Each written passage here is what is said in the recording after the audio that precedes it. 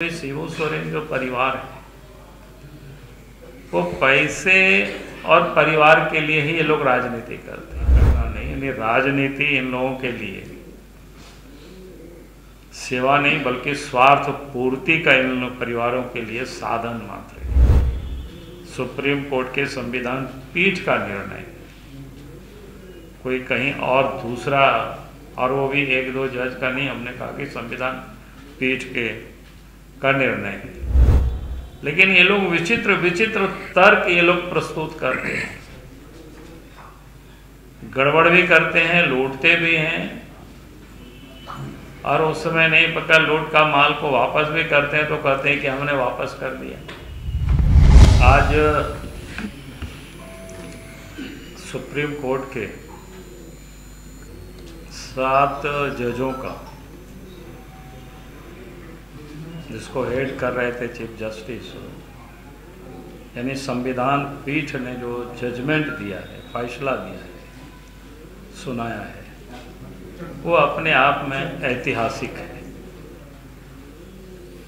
तो सर्वप्रथम तो उस ऐतिहासिक फैसला के लिए मैं सुप्रीम कोर्ट क्या कहते हैं संविधान पीठ को, उस फैसला का मैं स्वागत करता हूं, क्योंकि आज मैंने इसलिए आप सब लोगों को यहाँ बुलाया कि उसके फैसला का तार वो झारखंड से जुड़ा हुआ है, और झारखंड से जुड़ा हुआ है तो उसमें कहीं ना कहीं हम भी उसमें से जुड़े हुए हैं। आप सबके जानकारी में है कि जब 2012 में राज्यसभा का चुनाव हो रहा था, और उस राज्यसभा के चुनाव में जो खरीद फरोख्त की दुकानें जो खुल गई थी, फिर हमने उस वक्त इलेक्शन कमीशन को लिखित में हमने शिकायत दर्ज की थी, और उसके बाद इलेक्शन कमीशन सक्रिय हुए। उसके बाद हम सबको पता है, और उसके बाद सीता सोरेन के ठिकानों से यानी कैसे कई पैसों की भी बरामदगी हुई थी, और उसके बाद जब सीता सोरेन जब उनके ऊपर आपराधिक मामला दर्ज किया गया था सीबीआई की ओर से, उसके बाद सीता सोरेन हाईकोर्ट चली गई थी, और हाईकोर्ट में उन्होंने ये दरखास्त किया था कि इसे आपराधिक नहीं माना जाए, यानी विशेष अधिकार के तहत इसका लोगों ने उपयोग कर रहे थे,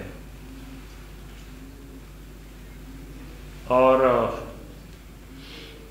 कह रहे थे कि मामला रद्द हो जाए, समाप्त हो जाए। इस प्रकार की उन्होंने अपील की थी हाई कोर्ट में, और उस समय हाई कोर्ट ने उनके अपील को खारिज कर दिया था,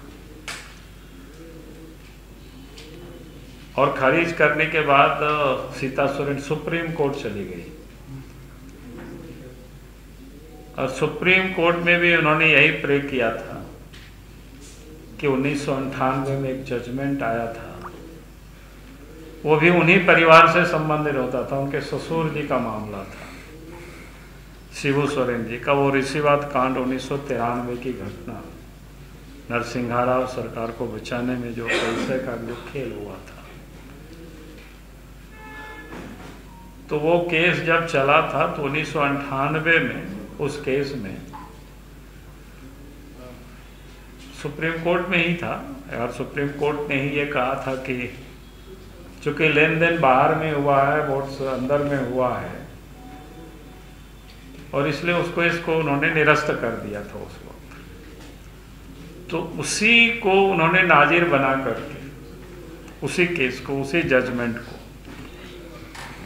और फिर सीता सोरेन ने सुप्रीम कोर्ट में अपील किया था, उसी पर उन्होंने डिमांड की थी कि 1998 का जजमेंट किस प्रकार से है और हमें भी उसका लाभ मिलना चाहिए। और उसके बाद सुप्रीम कोर्ट की संविधान पीठ गठित हुई। 7 जजों की बेंच ने आज सर्वसम्मत से फैसला दे दिया, भाई कोई भी अपराध करेगा, चाहे वो नोट के बदले वोट के लिए वोट देता हो, या फिर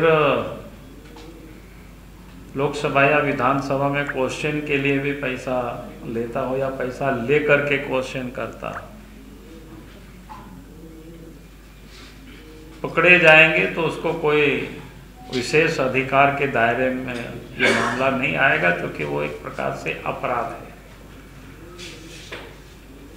और उनके ऊपर आपराधिक मामला बनता है और आपराधिक मुकदमा उनके ऊपर चलेगी। और सीता सोरेन के मामला में भी वही हुआ। अब जजमेंट आ गया, और मैंने इसलिए इस बात को यहाँ मैं कह रहा हूँ क्योंकि मैं बार बार कहता हूँ कि भाई शिबू सोरेन जो परिवार है वो पैसे और परिवार के लिए ही ये लोग राजनीति करते हैं। और कई एक मामले तो आप देखे होंगे कि पिछले दिनों हेमंत सोरेन ने क्या कहा कि भाई मेरे नाम पर गाड़ी नहीं है, तो मेरे नाम पर जमीन नहीं है। सारे लोग वहां चिल्ला चिल्ला के बता रहे हैं भाई सब तो इन्हीं के नाम से प्रॉपर्टी है, यही तो मनी लॉन्ड्रिंग है, बेनामी संपत्ति को अर्जित करना। तो ये परिवार पूरी तरह से, और आपने देखा होगा कि जब उनके ऊपर केस भी चल रहा है लोकायुक्त में, लोकपाल में, उसके बाद वो हाई कोर्ट चले गए थे, दिल्ली हाई कोर्ट। वहां भी उन्होंने क्या प्ले लिया कि मामला बहुत पुराना है,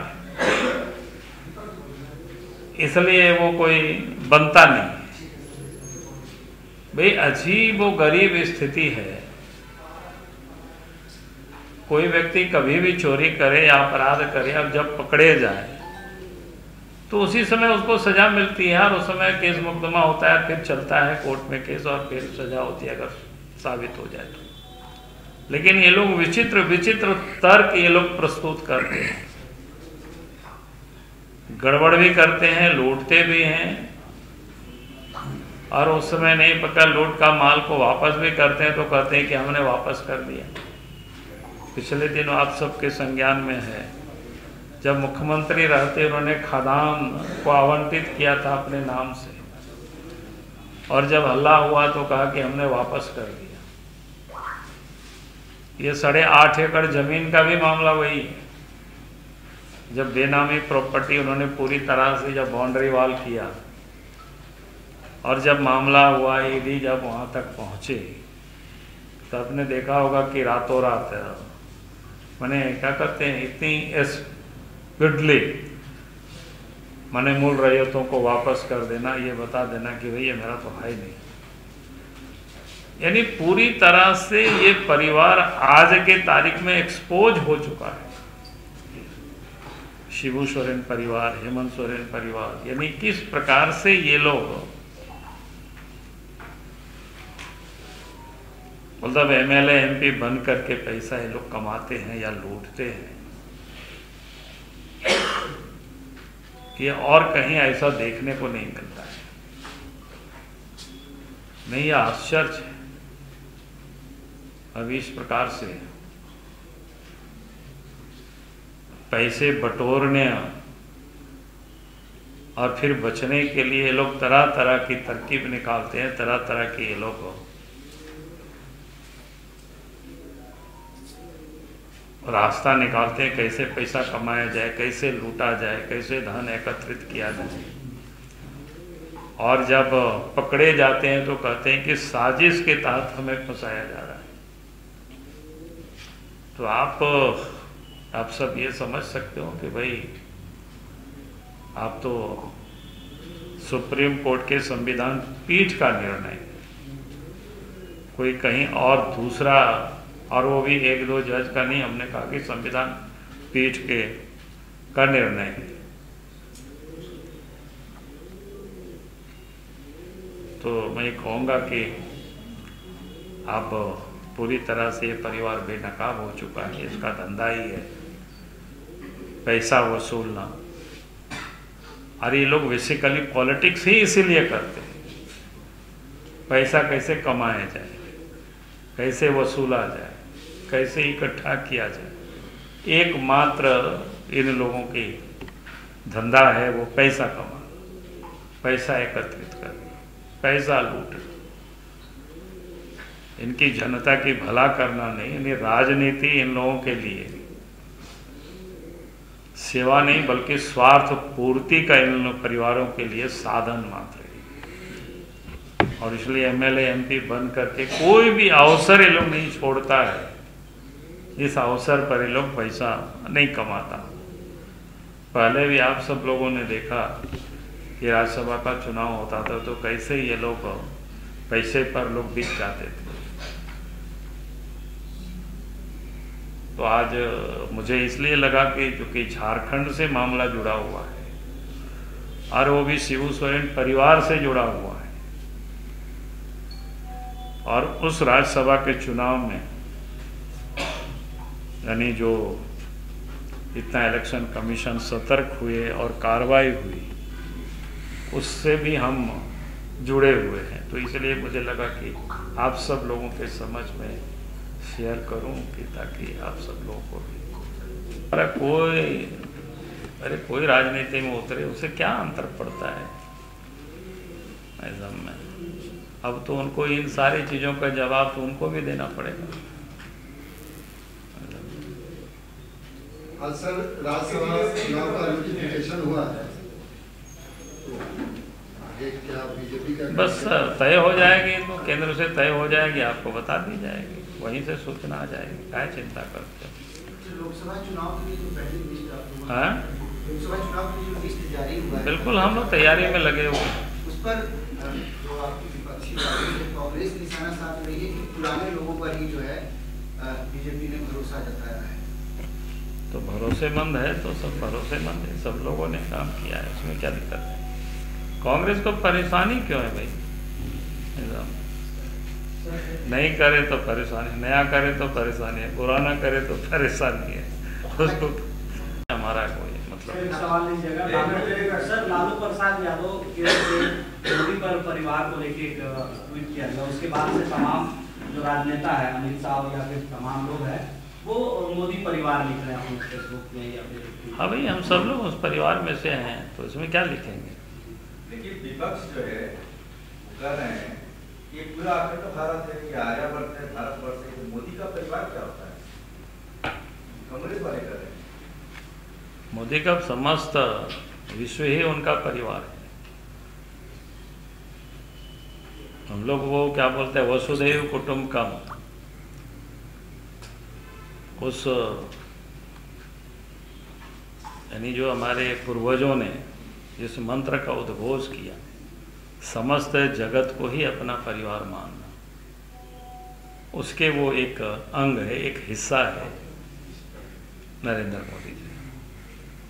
तो हम सब लोग भी उसी के एक हिस्सा है, एक पार्ट है।